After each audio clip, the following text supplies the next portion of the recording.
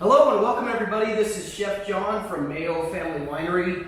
We just wanted to meet with you today. We're going to be demoing some of our recipes that will be pairing with some of our upcoming wines for our Summer Sipper series.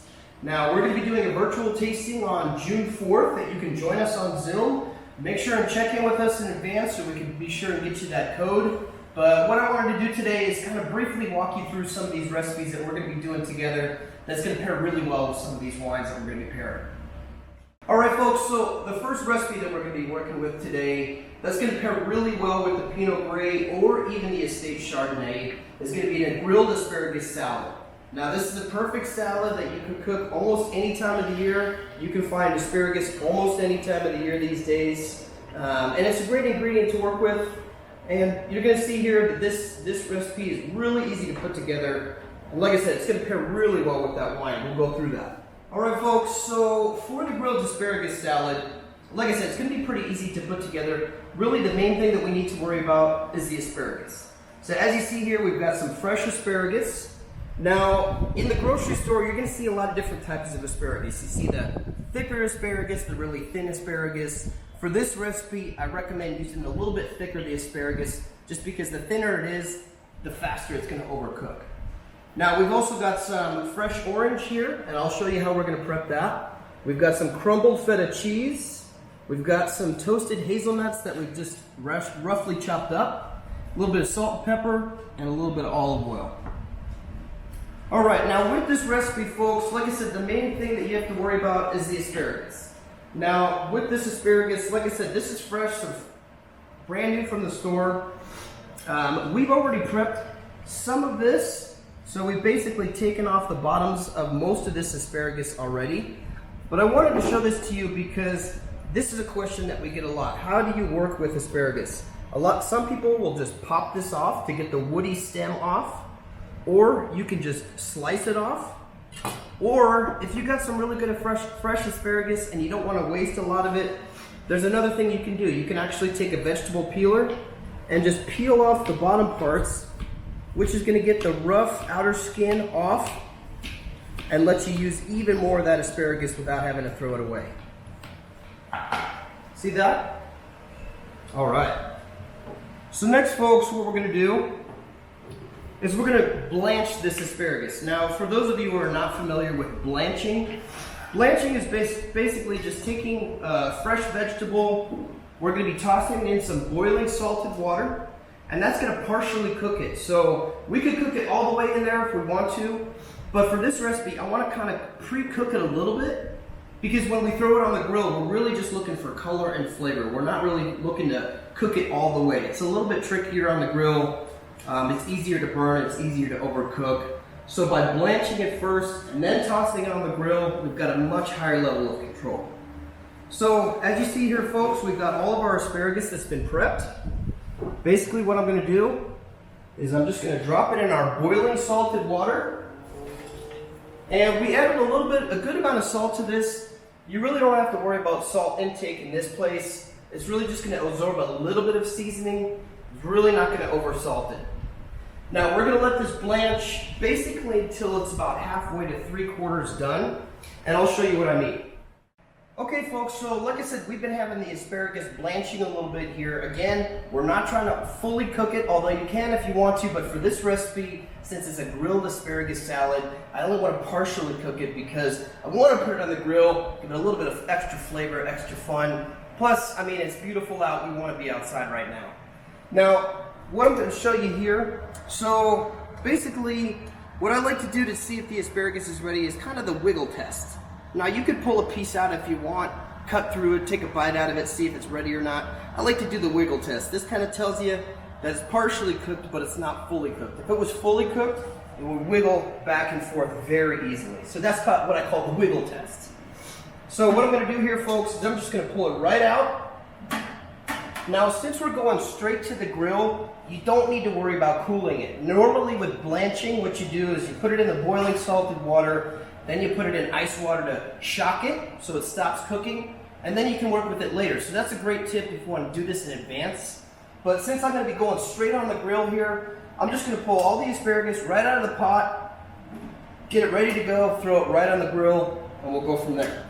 Okay folks, so like I said, I pulled the asparagus out of the blanching water. Now again, since I'm going straight to the grill, we don't need to worry about cooling it.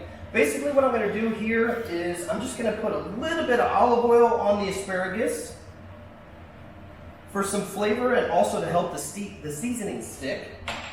And then I'm just going to put a little bit of salt and pepper. Now you really don't need much. We already added a little bit of flavor from the blanching water. We just want a little bit more because it doesn't really fully season it. So I got a little bit of kosher salt and a little bit of fresh cracked black pepper. Now I'm going to move that around so all the asparagus gets nice and coated. And then I'm just going to transfer it right to the grill. Now you can use a grill like this if you have it at home, or if you have a charcoal grill, that's fine too. You got a gas grill, all of those work. Basically what we're doing here is we want nice medium high to high heat. We're only going to have the asparagus on for a short period of time. Like I said, we're just picking up a little bit of flavor, a little bit of color. That's all we're looking for.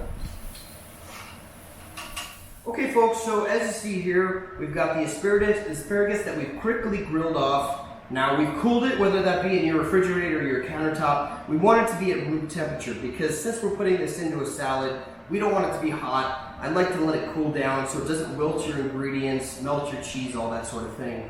So basically what we're going to do here folks, now that it's at room temperature, I'm just going to cut it up into smaller bite-sized pieces. You can leave it whole if you want to. I just like to mix it with some of the ingredients to get a little bit more flavor to it.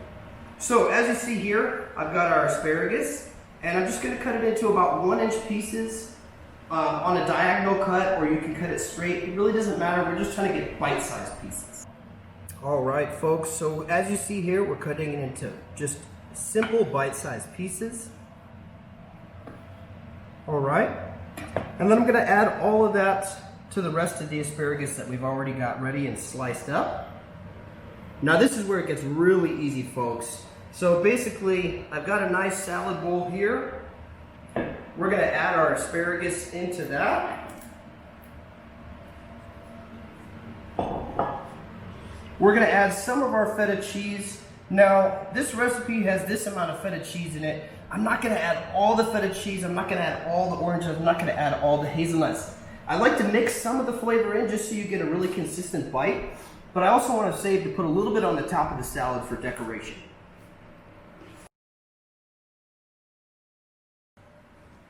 All right, and then last up, we've got our oranges here. Now, as you see, I've sliced these so we can just toss them straight into the salad. Again, just like the cheese and nuts, we're going to save a little bit of the orange for decoration on top. Now, as far as how you cut the orange, it's really not that specific. You can cut it almost any way that you want. We just try to remove as much of the white pith as you possibly can. So let me show you real quick how I did it for these. But again, there's a few different ways to cut this orange for you. I'm going to show you really quickly how I sliced the orange, just to get as much of that white pith off as possible. Again, we're just looking for the fruit. We're not looking for the pith. So as you see here, I've cut the top off. I'm going to cut the other side off. And then I'm just going to shave it right down the side, almost like a watermelon or a pineapple, just to get as much of that white stuff off as possible.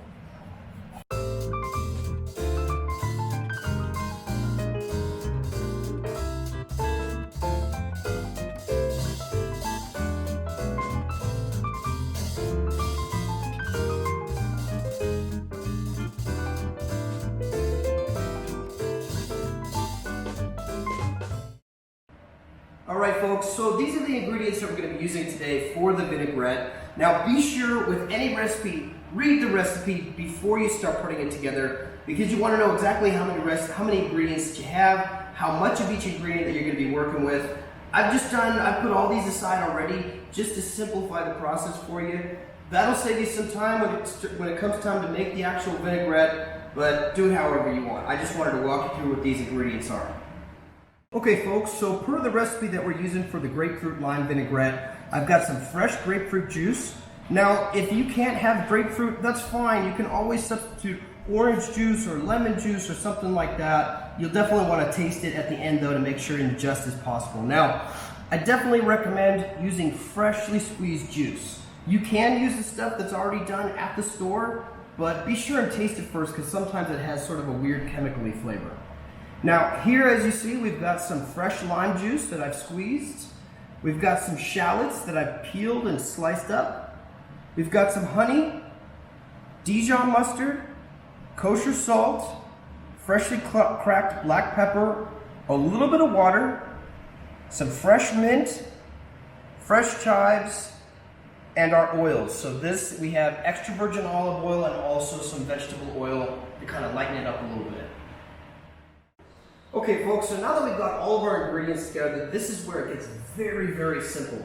Now, one thing that you will need for this recipe is a blender. I know most folks have a blender, or if you have a Ninja or whatever, we want to blend this all together. This is going to make it super simple for you. So as you see here, all I'm going to do is add all the ingredients into the blender except for the herbs. We're going to blend all this together, and then we're going to mix the herbs in at the end just for some fresh color and fresh flavor.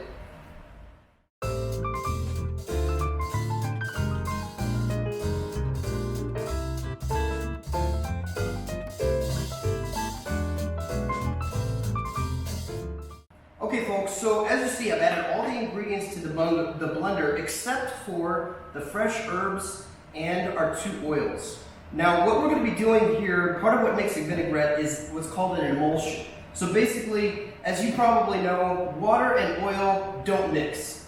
But that's why we added a little bit of the Dijon mustard that actually helps hold those things together. Now over time in your refrigerator, they will eventually separate, but all you got to do is just shake that sucker back up again, and then it'll re-emulsify it back together.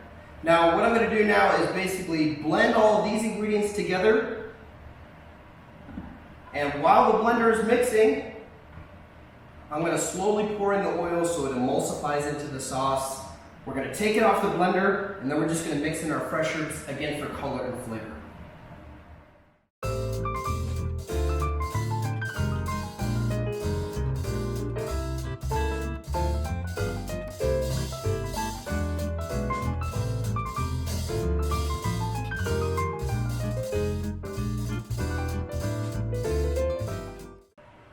Okay folks, so now that we've made our vinaigrette, I'm going to show you how to put this salad together. Again, this is very simple. I'm actually going to show you a couple different ways to put this together, whether you want this to be a straight up side salad or whether you want to make it a full salad all by itself. Now, like I said, I've already put in some of the sliced asparagus, I put in some of the feta, I put in some of the hazelnuts. Now I'm going to add a little bit of our sliced oranges. Again, I'm going to save some of these for decoration on the top, but I do like to also mix some of the ingredients in just so you can get a really nice rounded flavor every time you take a bite. So we've got all these ingredients in here now. I'm going to add a little bit of vinaigrette. I always like to pour a little bit in first, mix it up. You can always add more, it's hard to take it away.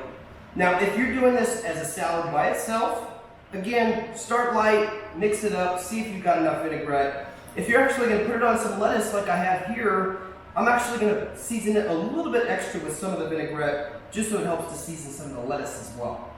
But that's totally up to you.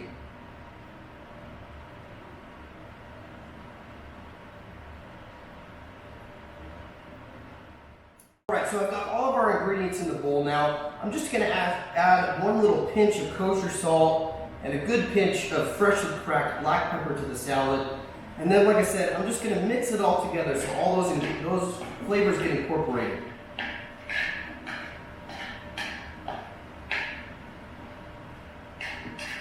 Now, like I said, folks, this salad is ready to go by itself. You want it as a side salad for our grilled country ribs, or as a salad just by itself. That's ready to go.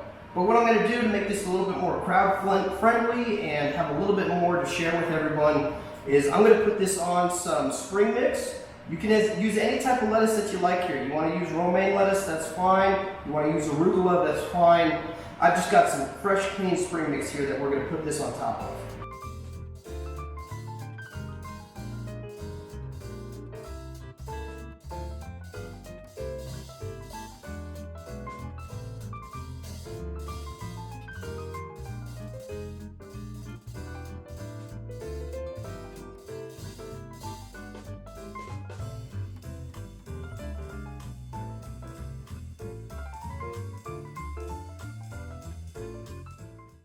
Alright, so folks, this is how we put together that grilled asparagus salad. Now, in our upcoming virtual tasting, we're going to be pairing that with our 2018 Pinot Gris from the Windsor Oaks Vineyard. But stay tuned, we're going to tell you exactly why we decided to put both of these ingredients together.